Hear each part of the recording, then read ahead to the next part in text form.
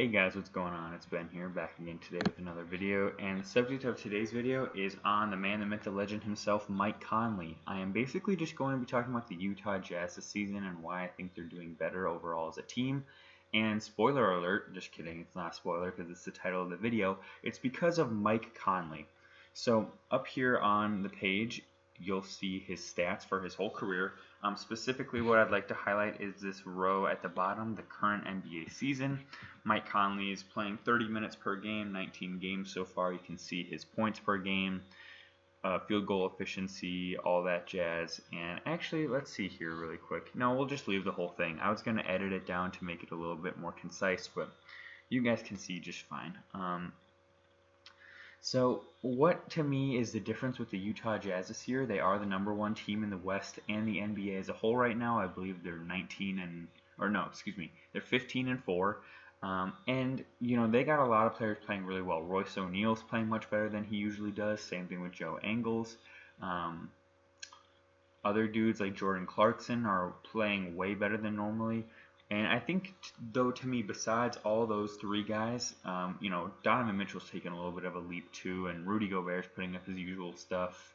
Guys like Bogdanovich and Favors are kind of doing what you'd normally expect, but to me, the dude who's made the biggest difference is Mike Conley. And I just think we want to compare last year to this year. The big things here, if you look at his field goal percentage, it's gone up 4 percentage points. That's a big deal, 41% to 45%. It may not seem like a big deal, but it is. Also on one more shot per game, so he's not only shooting more, but more efficiently. So normally when your shots go up, your efficiency goes down, but he did the opposite. Same thing with three-pointers. It's gone up 4 percentage points from essentially 38% to 42%. That also, seems like only a couple of percentage points, but it's a big leap.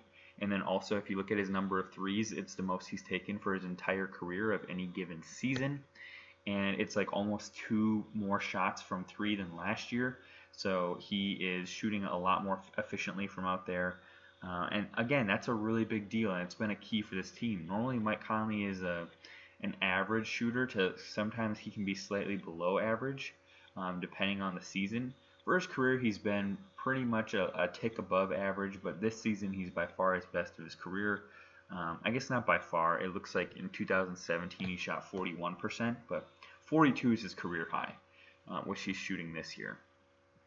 Beyond that, he's making more plays, 6 assists per game, and overall it's led to him going from 14 points per game and 4 assists and 3 rebounds. Basically a line of 14, 3, and 4 to 17, 4, and 6. So he's gone up in everything. But as you'll see, he's basically playing the same amount of minutes as last year.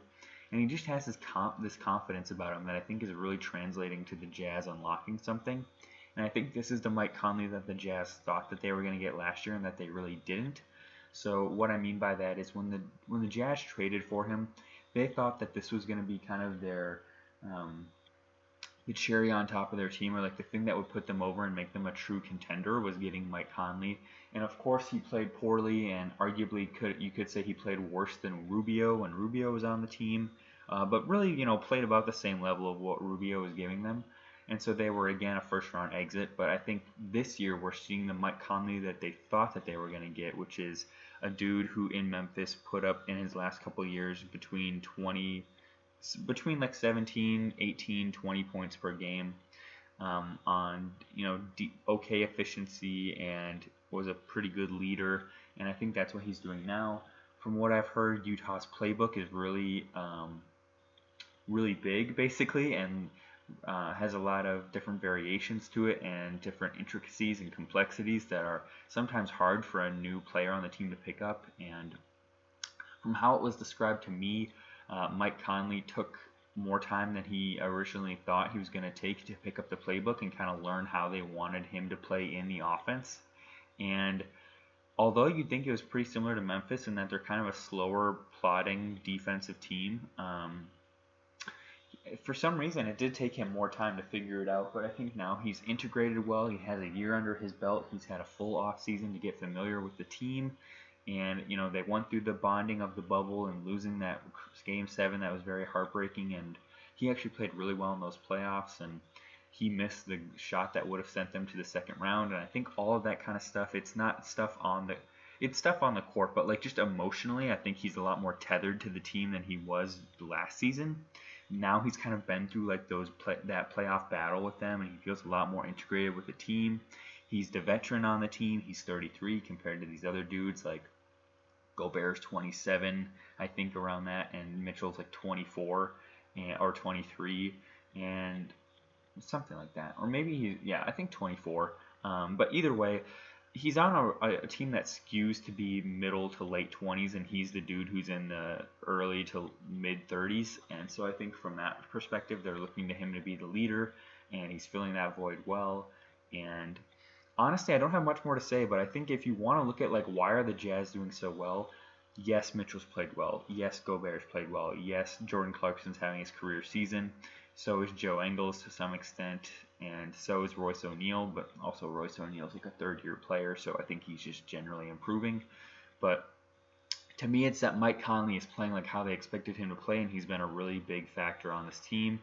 And I'm really happy for him. You know, he's a dude who has never and likely will never make an all-star team now. He's kind of past that point of his career. But he deserves recognition for playing really well, and that's what I'm trying to do with this video. And hopefully you guys can appreciate it, or if you watch the Jazz, you can see that he's been a good factor for them, and he's really helping them out. That's all I got for today, guys. Hope you enjoyed the video. Hope you tune in for another, and I'll see you next time.